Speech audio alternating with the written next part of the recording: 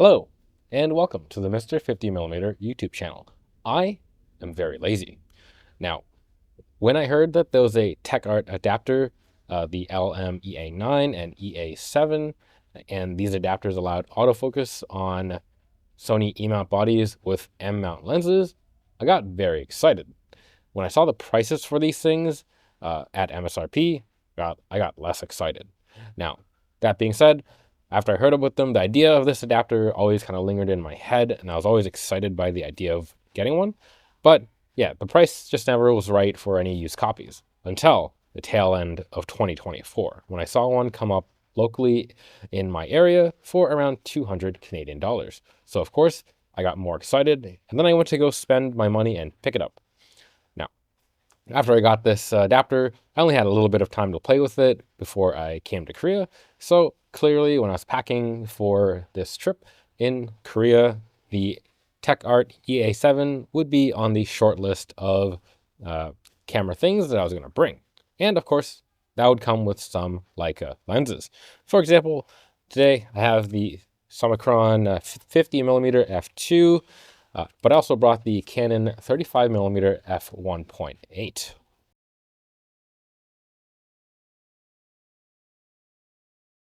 So as a result of this adapter being on my Sony a7 III, this video is going to be recorded on the Fujifilm X-T3, so I can show you what this adapter looks like on the camera, as you see here. So let's see how the video out of the X-T3 looks like at the same time. Hopefully it looks all right, and hopefully the autofocus is tracking my eyeballs. Let's get into it.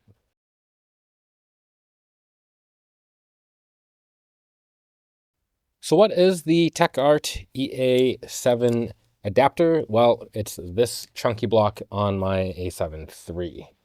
As you can see, it extends below the camera, and what it essentially is a motorized extension tube. It offers movement from 0mm to up to 4.5mm, and it's all powered by a single motor in the adapter housing. Now, what this means is that as long as the lens has a focus throw that is somewhere between 0 and 4.5mm when it moves the lens elements, it'll focus all right. It also means that, if you have lenses that use like floating element designs where not all elements move at the same rate, you might get some problems. But for the purposes of this video and for the lenses that I'm using on the camera, they are not lenses that use floating element designs, so we're mostly going to be good.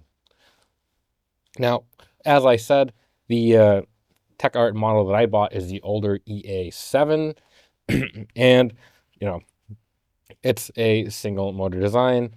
It's fairly interesting looking, and like I said, it extends below the camera body. So if you perch it on a flat table, the camera will not sit flat, as you can see. Just a bit unfortunate, but that's what it is with this particular one. The EA9 is the newer version that has multiple smaller motors, and it doesn't bulge out like this. It also appears to solve some issues with that the EA7 had, and is compatible with quite a few more cameras. So another thing that the EA7 has that's kind of weird, or not that it has, but an issue that it has, is that it only really works with a couple generations of Sony cameras. You got I think the A7 II, A7 III, A60, I had to check my notes, A6300 to A6500. It'll also work on the A7R2 and maybe the A7R3. So it doesn't work on that many cameras.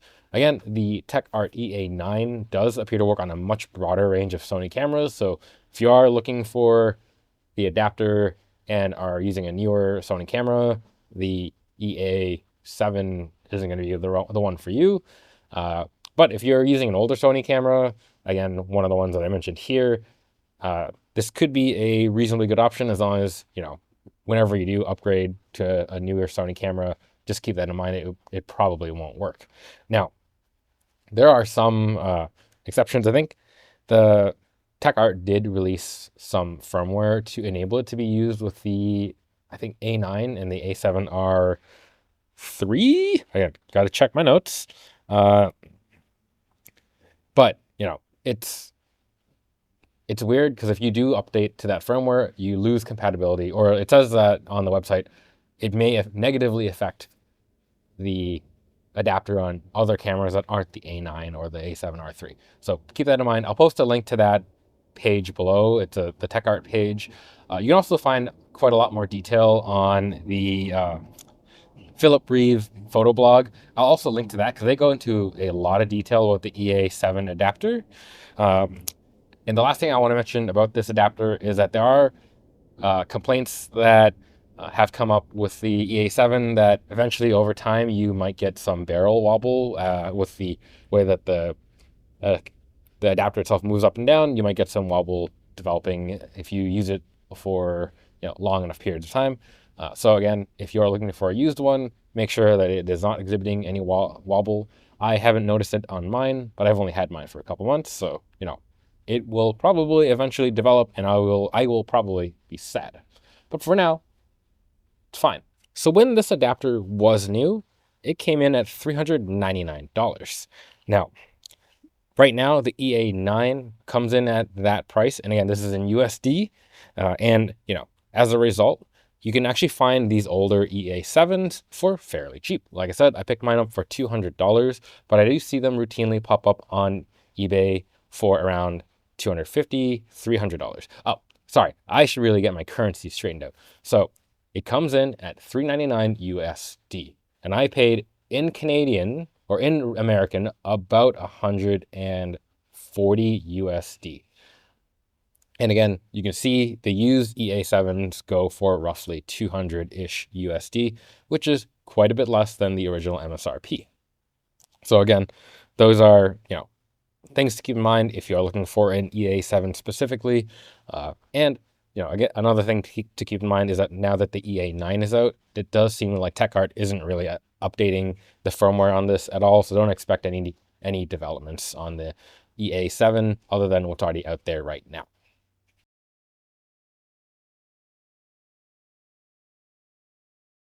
Using the EA7.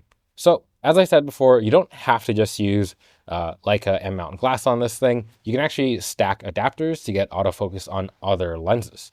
And now, before coming to Korea, I actually was playing with this a lot using M42 lenses. I tended to use the M42 to M adapter, and I played around with, I think, the 50 f1.4, the spicy tack, and the 35 f 2.5, the slower one. Anyways, it was a lot of fun, and it tended to work pretty well. So it was an interesting thing to get autofocus on this adapter. Now, you do have to keep in mind that if you are using this adapter, you do have a weight limit. It seems a little weird, but again, I'm going to look down, check my numbies. The older resources state that this can take up to 700 grams on top of the lens mount. But if you look at their EA9 product page and it compares it with the EA7, the number all of a sudden says it only supports 300 grams. So, I would keep that in mind when adapting lenses and try to keep the weight, closer to 300 than 700. I do think with my combination of adapter and the super tack, it was more than that, and it worked just fine, but that may make the wobble come sooner than later. I don't know. It seemed kind of weird that the numbers changed, but it worked nonetheless. Additionally, there are limits to the adapter's magic. As I said earlier, lenses that have travel greater than 4.5 millimeters when focusing in and out may not give you the full range. And of course, again, the floating element lenses may not play well at all. And there are other lenses as well that you have to keep in mind that possibly protrude in or do some weird stuff that won't mount properly to the adapter. This is probably going to be true if you have older lenses that have this thumb grip placed really close to the bottom. That might interfere with the mounting the lens to this particular adapter. It might be fine on the EA9, but on the EA7, things to worry about. On my Summicron, it clears it just fine, so it's all good. But yeah, it's interesting to use. And for those of you that aren't aware, when you do use it, basically you mount the lens on the camera and you set the lens to infinity, that'll bring the lens as close as it can to the camera. And when it's focusing, it'll move the lens further out, giving you closer focus. Right. So when you're actually using the adapter, you're going to notice that this focusing isn't super silent. Here's what it sounds like. It reminds me of the like older autofocus motors, like the ones from Canon from like the first generation EF, the like arc form drive motors. It's like pretty whizzy. It's fairly snappy though, so that's kind of nice. I didn't find it super slow, and I found that most of the times the focus was fairly accurate on my A7 III. So good things. That being said, the continuous tracking is a bit janky. It works, but it's not the greatest, and in video it doesn't seem to work at all. So again, things to keep in mind. I think again the EA9 does support more modes. In theory, I think this EA7 supports phase tracking, kind of, if it falls on one of the phase detect points, kind of. I'm not super sure. Whenever I tried it, it like kind of worked sometimes. So I don't know. I'm not super sure. But if you keep it on your regular point focus and you tell your camera to use the phase detect points only, it will work reasonably well. Now, again, when it comes to using the autofocus adapter, I found that, at least with the lenses that tended to perform better across the frame, you could put your autofocus point anywhere on the frame and it would focus fine. Like I could tap and move my point all the way to the side of the frame, which you can't really see it when it's kind of brighter here, but just trust me. And on the Summicron, it focused just fine. On the Canon 35mm LTM, I think the center of the frame was good and the corners were less good. So moving points there tended to result in quite a lot of punting and it would never really acquire focus. So, be aware, it may not be perfect focus every time. Now, the other thing I do want to talk about is that this lens adapter is not perfect. I've had a couple times where the adapter itself just straight up didn't work until I remounted it or took the battery out of the camera. I've had a couple instances where the camera just decided it's time to lock up and it wouldn't do anything. So I'd have to take the battery out, put it back in, but then generally it'd be fine again for quite a while. It didn't happen that often, and actually while I was in Korea, I think that only really happened once. But just the thing to keep in mind when using this adapter, it's not perfect and you may miss a shot. Again, these are things that might have been solved on EA9. I don't know. If I ever get one, expect that I'll be doing a video on it, because that adapter does look super cool and it is quite a bit smaller. So I do eventually want to switch to it. But for now, I got the EA7 and we're here to talk about that.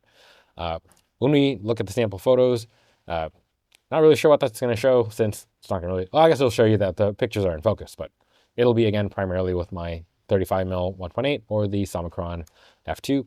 And I will put that in the, before we start the photos, the slideshow, which lens is which and which lenses with which photos. The last thing I want to talk about with this thing is that since it is basically an extension tube, if you actually mount a lens on your camera and you put it to the closest focusing instead of the farthest, you will basically get up to 4.5 millimeters of extension, which will let a lot of these rangefinder lenses focus pretty close.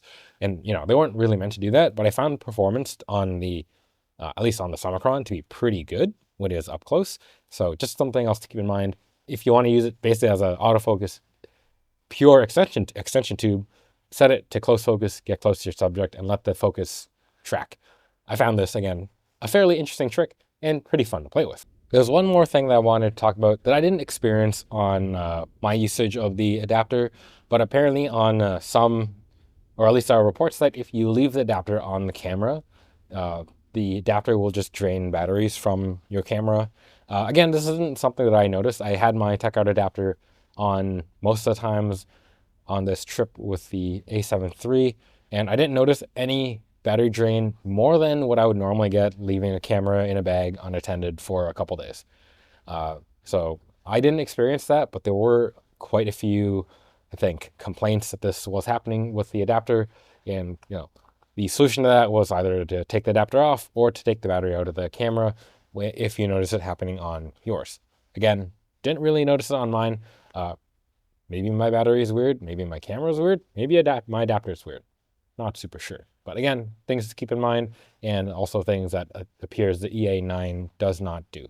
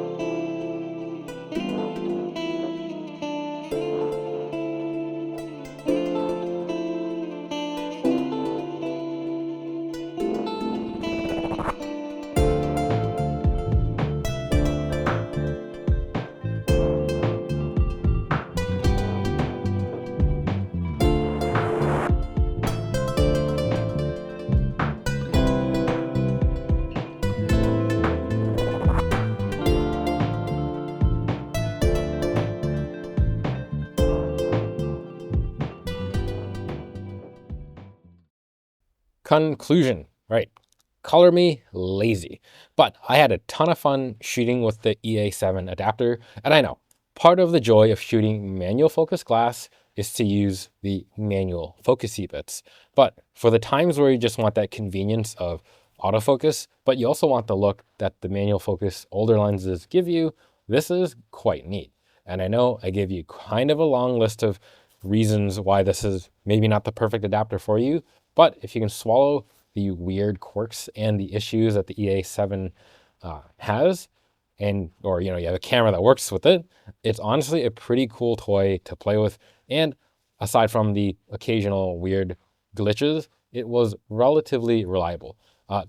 Just for the point of comparison, I also use the Viltrox EF to GFX adapter, and that also isn't a perfect experience. It just seems like the autofocus adapters at this point aren't always perfect, and that's fine. They are kind of complicated devices, so things to keep in mind. I'm sure one day they're all going to be super perfect and everything will feel like native focusing. But for now, we don't got that, or at least I don't got that. Maybe the more expensive Monster or the newer ones will be the joyous, perfect adapters. But for now, the EA7, if you can find it at the right price and have the right camera to work with it, it's a very fun adapter to have with you if you shoot manual glass. And I would recommend it given how much the EA9 costs even used. So, it's, if you got a thing that works with it, you can save quite a bit of money going with this older one. So yeah, that's been my general impressions about the EA7. What do you think of this adapter? Would you look at one yourself, or do you think that shooting manual should always be manual? I don't know. Let me know in the comments below. And as always, don't forget to like, comment, subscribe, and maybe a super thanks if you're into that. Till next time, bye.